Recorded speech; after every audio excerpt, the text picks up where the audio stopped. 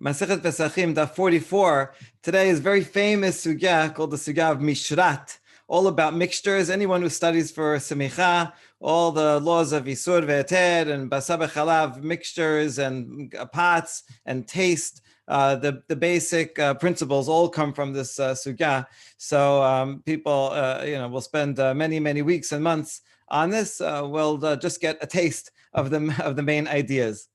What we're going to see is what happens when kosher and non-kosher join together. Torah doesn't generally address it. It just says don't eat pig, but what if you eat pig inside something else? And regarding shiur, right? How much? If you eat a sandwich, is it one bite of the sandwich or one bite of the ham that's in the sandwich? So we have two basic principles that we're going to see here. One is that kosher joins with non-kosher, mitztaref.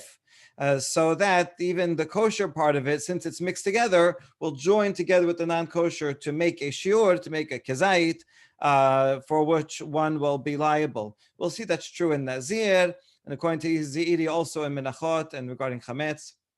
What about regarding Terumah? We're going to say no, that's not true regarding Terumah. Then we're going to see a second principle, which says tam ki'ikar. Taste is like substance. This is actually ends up being a little bit more stringent than kosher with non-kosher, because if you say taste is like substance, that means even if the substance isn't there anymore. We're going to see the example of if I soak grapes in water until the water gets a grape taste, and then I take the grapes out, and the Nazir drinks it, the Nazir is still liable. And so there, it's not even joining together because there is no grape substance there. Just taste by itself can make something from permitted to a prohibited substance. So then we'll see a long discussion about that. All right, so let's jump right in. Amar Rabbi Abu, Amar Rabbi Yohanan, Kol Isurin Shabbat Torah and Heter Mistaref Isur, Chutz Misurei Nazir, Sharei Amirat Torah Mishrat. All right, if we want to look in the Torah for one example, is there any example that talks about something that is in fact a mixture? Yes, this pasuk regarding Nazir that says Yain Shechar, Yazir, Chometz Yain, Chometz Shechar. So any type of wine product, Bechol Mishrat Anavim, anything that's even soaked in with grapes. So that means that, why would you have to include that? That means that whatever, like let's say bread, you're soaking in grapes and you eat in wine and you eat the bread, that means you would be liable for that amount of bread also. Okay, good. So that's a very important pasuk. And according to Yohanan, the Torah only addresses it regarding this pasuk. So the only Nazir has this chumrah. All other prohibitions, no, we don't say that. So Yohanan is going to end up being the most lenient of all the opinions that we're going to see, because that means if you have some non-kosher meat in a stew and you mix it up and you eat you eat just some vegetables in there or a different part of the stew, then you would not be liable only for the amount of actual non-kosher meat. And what about something that gives taste into a pot? He doesn't seem to say anything about that. So this is definitely the most lenient. Okay, so that's Rabbi Yohanan. Zeiri, who's his Rabbi Yochanan's student, Zeiri Amad Af Seor Bal Taktidu. He's going to add one more item, which we mentioned yesterday. When you have a mincha offering, the mincha offering has to be matzah, not chametz. And it says kichol seor vechol debash lo taktiru. Seor, leavening agent, debash is probably honey that you would use also to make it chametz. The sugar in it, lo taktiru. So you cannot bring that as a korban. And so therefore, from the word kol we saw yesterday, that includes even a mixture. So that if I make a korban mincha and half of it is leaven and half of it is masa, still it all adds up to a kezyit. Still, I am liable. The kosher part of it mixes up, is added to mitztaref la isur. Okay, so Zeiri is going to add that one. And now, Keman, who does Zeiri follow? Could it be Eliezer? Kol. He's getting this from the word kol that comes to add kol, kol seor, meaning even if it's only partially seor, that also would be liable. That was Rabbi Eliezer's methodology, that he added things from the word kol. If you're going to use the word kol, then you have to follow what everything else that Rabbi Eliezer says also. For example, chametz, chametz bepesach nameh. Regarding chametz, is kol machmeset, kol haochel, right? Kol ochel chametz. So therefore, also regarding chametz, if I have a substance that's a mixture, like licorice, or like that vinegar that had some barley in it, or types of beer that have dates, and also beer, also barley, or the kutach.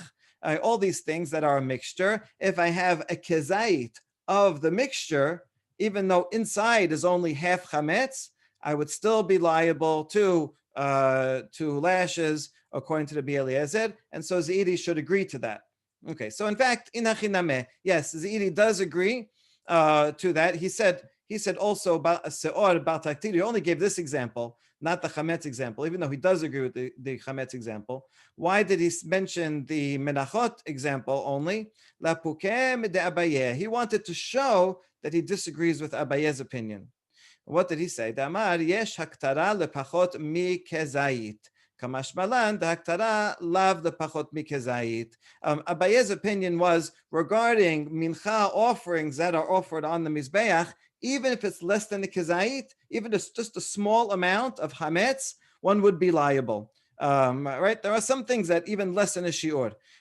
So he wanted to show that he disagrees, and so therefore he comes to teach that haktara, it's not even called an offering at all if it's less than the kezyit. So although I can't bring any chametz, but less than the kezyit, it's nothing. It's not an offering, and therefore would not be a liability.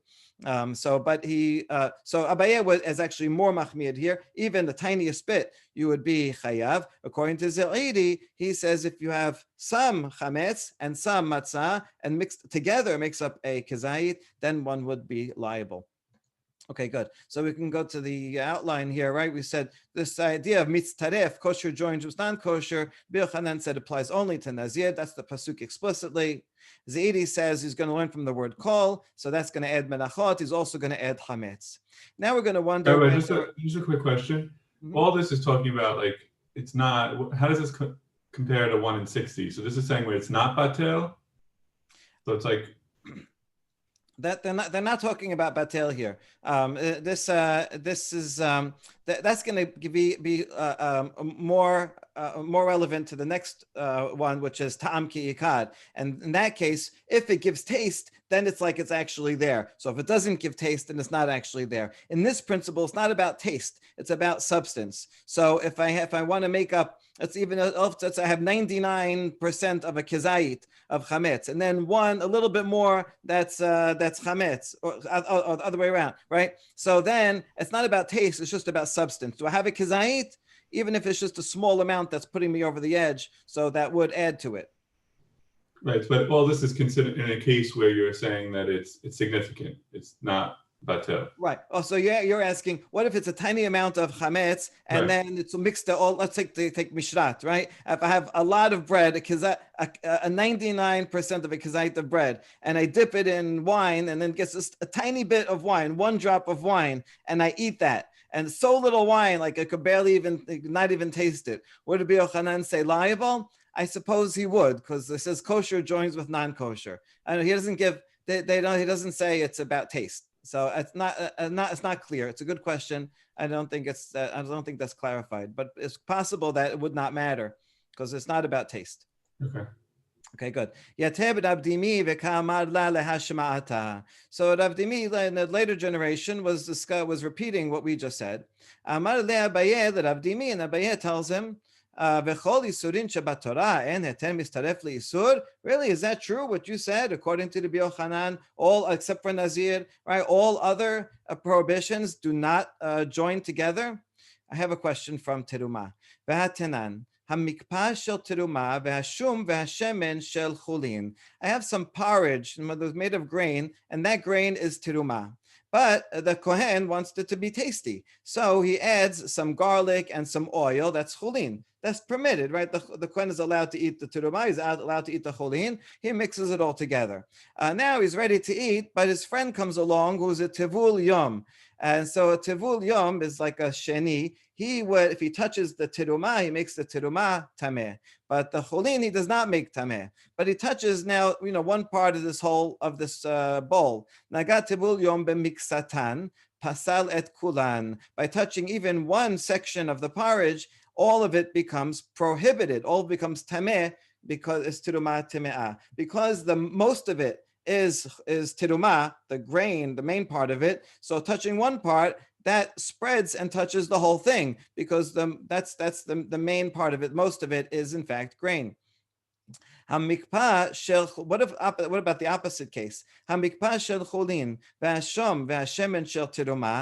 the grain, the porridge itself was chulin, and now he has oil and garlic that is terumah, and so he adds that terumah in. So now it's just a little bit of terumah, and he touches one part of the bowl. Lo pasal ela mekom maga'o bilbad. Then only that one area that he touched becomes tameh because that's the oil and garlic in that area that's mixed in. But because it's only a small ingredient, is not going to spread throughout the rest of it.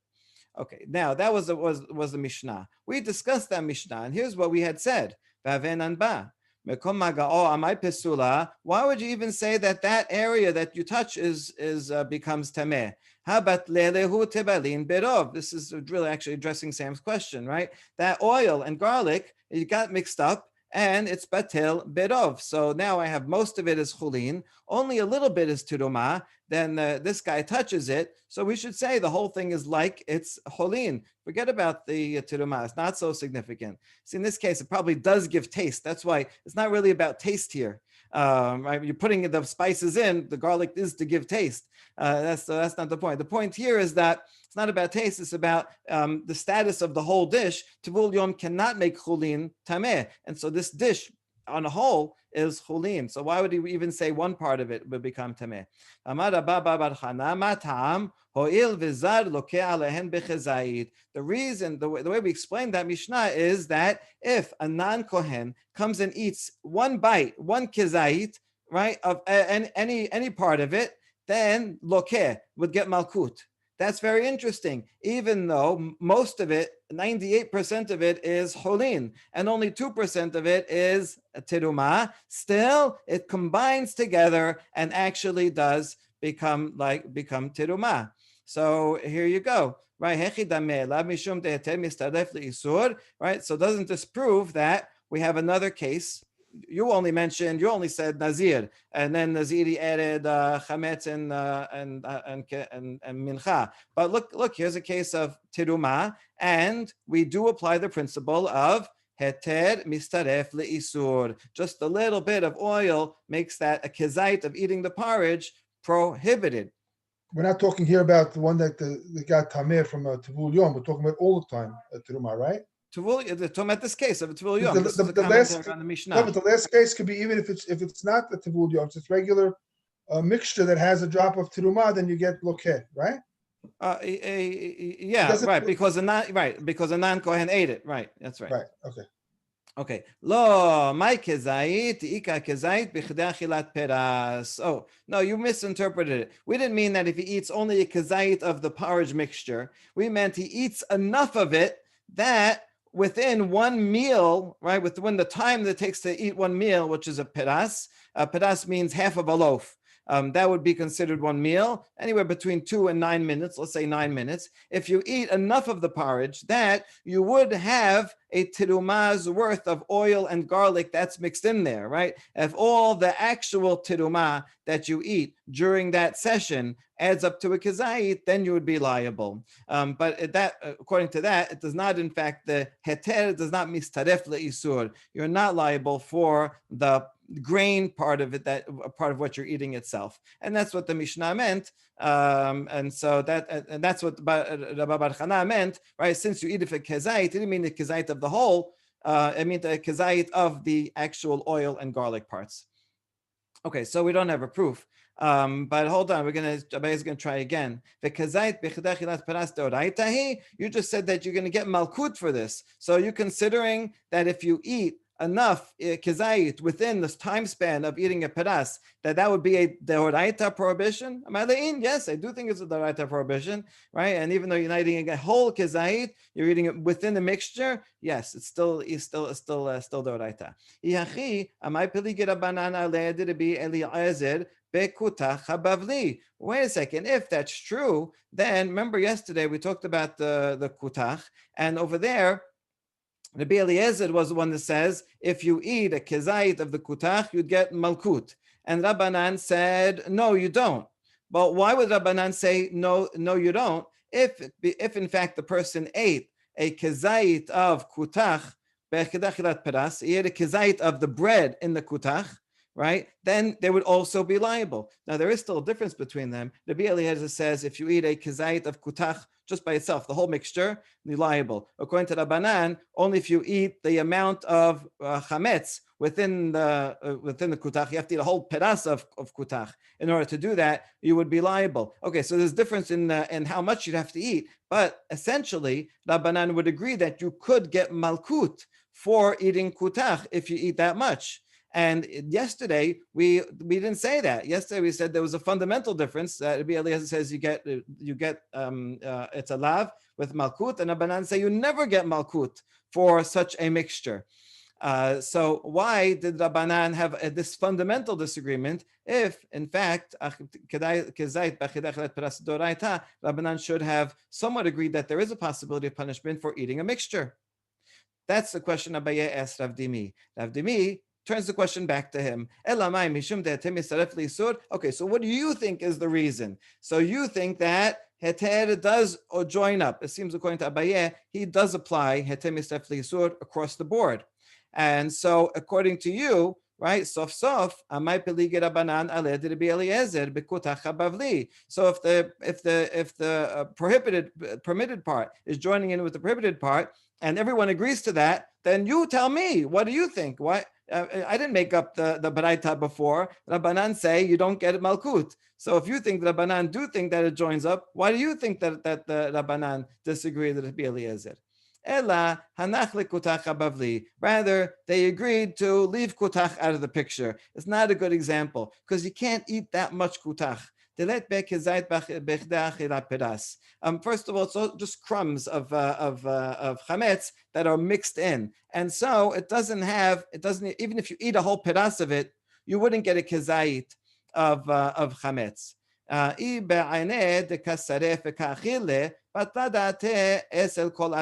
And if you're going to just eat spoonfuls of kutach, then you're just a strange person. Kutach is just a dip. Right, it's very strong, and nobody sits and shovels in. It's like eating straight zrul. Nobody does that. And if you do that, then you don't count anyway. And if you end up dipping and eating it the normal way, there's no way you can eat that much kutach just as a dip within the time period of eating a peras. So therefore, we don't have to worry about kutach. The reason why the rabbis would say you don't get a lav on kutach is because you can never eat that much. That would add up to it. That even the chametz that you eat would add up to kezyit. Okay, so forget that question. Rather, Abaye is going to ask from a different question of Terumah.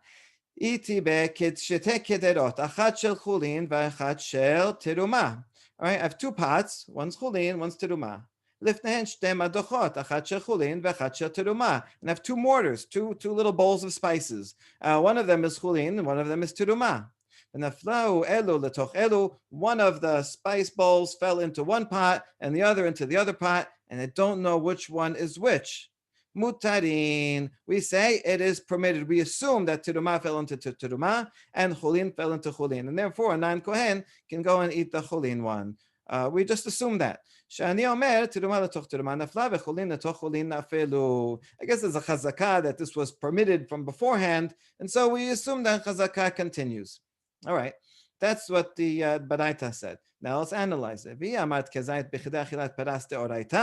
If you think that eating a mixture, right, eating enough of a mixture that you would get a kezyit when you eat a lot of it, or when you eat a meal's worth, if you think that law is deoraita, well, we know, safek deoraita l'chumra. Right? Why should we assume that the chulin fell into chulin? It's a safek deoraita, so we should be machmir, and therefore a non-kohen would not be able to eat either of the pots.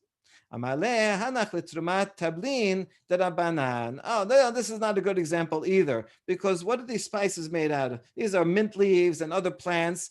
You don't have to bring terumah. These are not terumah de oraita. Terumah de oraita is only wine and oil, grain, and some fruits, but not leaves and vegetables. And so, therefore, since this terumah of the spices is only the Rabbanan, that's why we say safek the Rabbanan le'akel in such a case. All right, he got out of that one. Abba is going to keep trying. Itibe shete kupot achat shel cholin v'achat shel terumah. So similar to the case before, but now it's talking about all grain. So you can't get out of this and say it's Rabbanan terumah. So a basket of chulin falls into a big container of a basket of chulin, and a basket of terumah fall into a big container. One's chulin, one's terumah, and we don't know which one they fell into. One fell into one fell into the other. Mutarin, it's okay, it's permitted. We assume the chulin went into the chulin. Shani amer chulin nafelu, terumah nafelu. That's the braita. V'yamad kezyit bechilat peras deoraita. Amayamrin anshe ani omer. Why would you assume that? If you say that the heter joins up with that which is prohibited, so then and that's the oraita, then maybe the chulin did in fact fall into the terumah, terumah fell into the chulin, and now that mixture will make the thing, both of them, into terumah and prohibited to a non-kohen. Why don't we say that? There's another way out of it. We're talking about nowadays, after the Bet HaMikdash is destroyed and after exile. So nowadays, terumah, even in Eretz Yisrael, is midrabanan. It will remain drabanan until most Jews go back. Okay, that might be soon. But in any case, when this baraita was taught, it was taught at a time when it was drabanan, and that's why. Otherwise, you're right. Maybe in this case, if it was doraita time, then it would be prohibited. Okay, so that concludes the discussion of this concept of mitzaref, of kosher joining with kosher. And so we saw, I guess, basically three opinions. Rabbi Yohanan says only Nazir. Zeiri says it applies to menahot and chametz. And Abaye was trying to prove that it applies to terumah and everything else, but was not successful in bringing a proof for that. All right, so Rabbi Yohanan learned this from Nazir, the Mishrat, that if you have bread soaked in wine and you eat a kezyit of the mixture, then one is liable, and which is explicit here. But that same pasuk we can explain another way, not because of it's a mixture, but because the taste is like substance, and therefore, since this bread tastes like wine. It's not because of the substance of the wine, but rather because the taste, or just taste by itself will make something prohibited. And that will be another way of explaining that pasuk, which would lead to another principle. Okay, so let's see how this works. Hi, Mishrat. Hold on, does Mishrat really come to teach the principle that permitted, that joins together with prohibited, all becomes one, and if you eat a combination, then you're chayav for a kezyit of the combination? Hi, we actually need this word Mishrat for a different law. Mishrat liten tam ke'ikar shem shara anabim b'mayim ve'yesh behen tam yayin chayav. The word Mishrat teaches that taste is like actual substance, which means that if I put grapes, for example, in water and I leave it in there for a few hours, and now the water turns purple and tastes a little bit like grape juice, and then I strain out the grapes, there's no grapes in there. Nevertheless, the taste of the wine, the taste of the grapes means that the Nazir will be liable for drinking that. So this is even more stringent than mistaref, where you actually need substance of both, to the substance of the isur there to combine. Okay, now and now we're not just limiting it to Nazir, we're going to derive it to everywhere else. Mikana tadan lechol Torah kula. Torah only said it in one example, but it said it in the most in the most lenient example, and if it's true that tam keikad is prohibited here, it's true everywhere else from a kal vachomer. Man nazir she'en isura isur olam. Nazir is not forever. Usually nazir is for 30 days, however long he decides, right? Not everybody's like Shimshon. Most people, it's for a limited time. And so even though it's a limited time, and nevertheless, it has this prohibition. Also, a Nazir is allowed to benefit from. He can buy and sell and feed wine to his dog. So he can do all that. So you see, it's a lower level prohibition in that respect. And third, yesh heter le'isuro. And if a Nazir, if he changes his mind, he can go to a bet din and say, I want to undo my vow. And they may be able to undo it. And so I see that that's a relatively light prohibition. And even so, it has the stringency of a taste is going to be like substance. So therefore, kilayim, sheisuro isur olam. For example, you could pick any example, but kilayim is a good one. A mixture of different fruits or right products. Ve'isuro. So that's prohibited forever. It's never going to be right. Once I plant different things together, those are going to be prohibited forever. Isur hana'ah, and I cannot even get benefit from it. I can't even buy it or sell it. I can't go to a bet din and undo the prohibition. And odin sheyaseh tam keikad. So then, for sure, then this would be true that even a taste of something that's kilayim would be like it's like an actual substance. Okay, in this case, we had all three ways in which kilayim is more strict. Not some cases you won't have all three, only two or one. Nevertheless, you'd still learn it. Wadin the orla b'shtayim. Orla has two of them. Orla is time limited. Only for 3 years is the fruit prohibited. After the fourth year, then one could eat it. So it doesn't have that. So in that sense, it's similar to the Nazir, but in the other sense is it's prohibited for hana'ah, and you can't go to a bet din and undo it. And so you see that Olah would be the same. And anything else, pick anything else in Torah, it's going to be either the same as a Nazir, or almost everything is going to be more strict than Nazir in one of these three. Maybe everything is going to be more strict. So therefore, when Torah says, it tells us this principle regarding Nazir, and we derive that all prohibitions throughout the Torah, even if it's just a taste of it, if you can taste it, then it makes the entire mixture prohibited. Okay, good. Now Mishnat, we have two uses for it. So who says which use? Hamaneh Rabbanan. The Rabbanan here. Rabbi Yohanan, Amar Kerebi Akiva. So it's Rabbanan. What we just said is Rabbanan. They're the ones that learn Tam Keikar from Mishrat. Rabbi Yohanan, who we started the daf with, he learns mitztaref from the word from Mishrat, and he's following the opinion of Rabbi Akiva, who we haven't seen yet. So let's try to prove that Rabbi Akiva is the one that says mitztaref, and he learns that. Hey, Rabbi Akiva, what's Rabbi Akiva? What statement of Rabbi Akiva are you talking about? He said many things. Let's see. Maybe you're thinking about what he said in the Mishnah, where Rabbi Akiva said, "Itna Rabbi Akiva omer Nazir sheshara pito bayayin v'yesh bo lesaref kedeh kezyit." So this case, Nazir, who he soaked his bread in wine, and together they are a kezyit chayav. So you see, he says mistaref, talking about Nazir.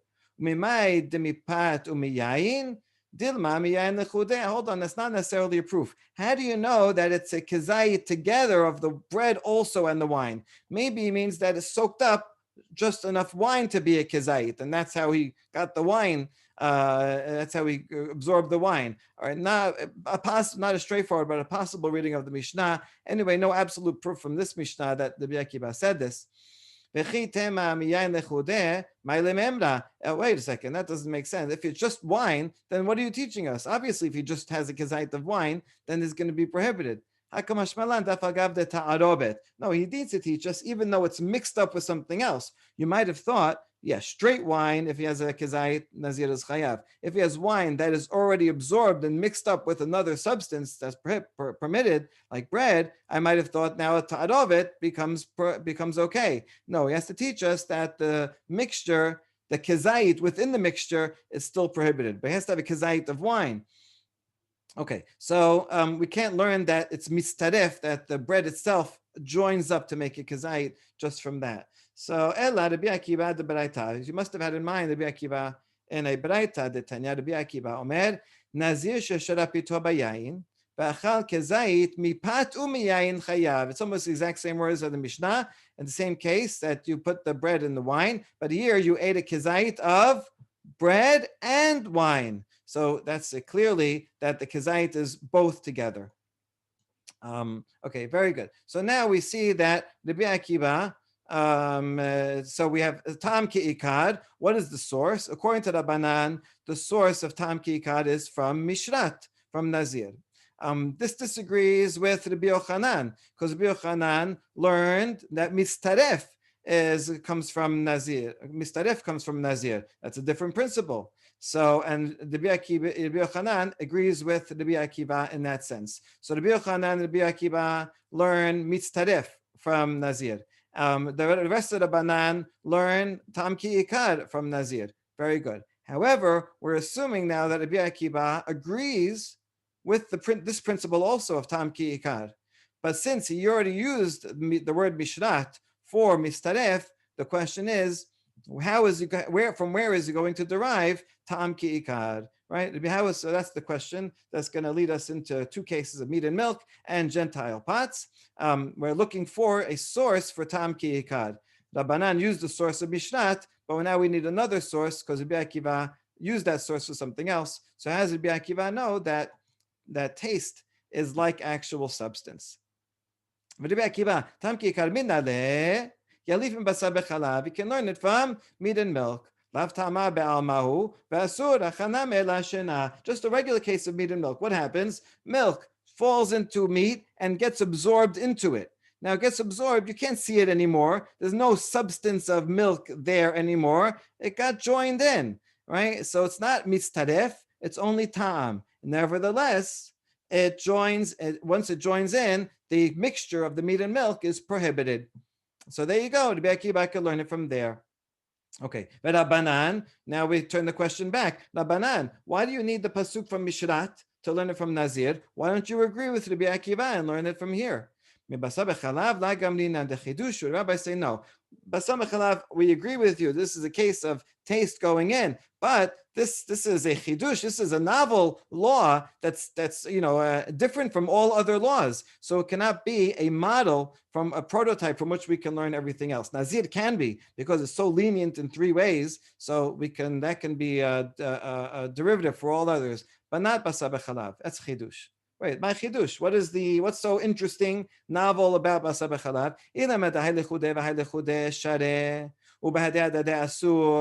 So maybe you'll say, what's so novel about it is that meat by itself is kosher meat. The milk by itself is kosher milk. I have two kosher products. And if I eat them each by themselves, that would be fine. And yet when they join together, it's the joining that creates the prohibition. That's different from everything else. Otherwise, it would be pig or nevela or kodashim or terumah, tumah, right? All those are prohibited in and of themselves. So that's the chidush. But that's not enough of a chidush because so Rabbi Akiva is against the Rabbanan. Kilayim nameh halichudeh v'halichudeh shareh ubahadeh asur. And diverse kinds, each one by itself is permitted. But if I take the wool and linen and put them together, then that creates the isur. So this was not such a chidush. So once again, the rabbis, how come you don't learn the principle of Tam Ki'ikad from basar b'chalav? Ella, rabbis will answer, Di tarule kule yoma bechalba shareh, bashele beshule asur. Basar is very interesting. If I soak the meat in the milk all day long, it's permitted, right? Because it wasn't cooked only until I cook it together. That's when I violate the deoraita. Okay, it's not a summa deoraita until it's cooked together, and there's nothing else like that you'd have to actually cook it together. Okay. All right, question back to the Rabbi Akiva. Okay, you're right. Basar b'chalav is an interesting case of Tam Ki'ikad, but it's a chidush. How can you derive everything else from that principle?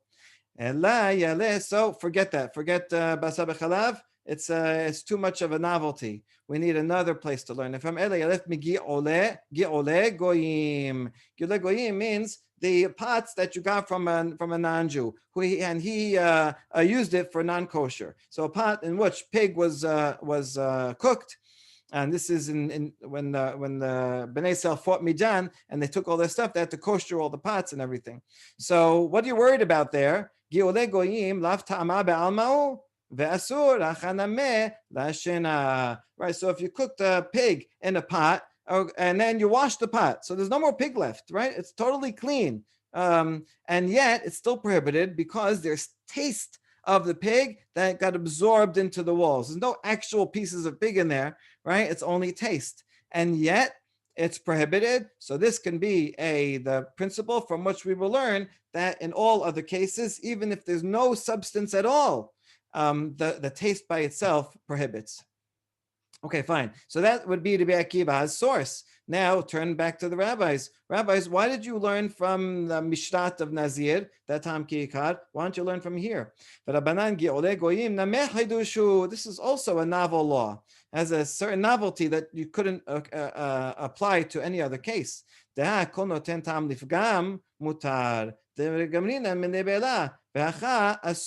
Because in general, in all other places, if something gives a bad taste, it's permitted. Even a non-kosher animal, if a non-kosher animal becomes rotten, or a part of it that's a bad taste, right? A rotten non-kosher animal, a nevela, cow that died without shechita, but it becomes rotten and not tasty, then there's no prohibition to eat that. There will be no punishment to eat that. So that's usual laws. But here, regarding the pots, we got these pots from these Gentiles, and surely they cooked in them a while ago, and now whatever taste is in there is a bad taste, and yet nevertheless it's prohibited. So that's a weird a novelty regarding the pots, and that's why it's not a principle that we can use for anything else. All right, now turn the question to Rabbi Akiva. Rabbi Akiva, how can you use the pots to learn Tam Ki Ikad as a principle for everything else? Don't you agree that this is a strange novelty? No,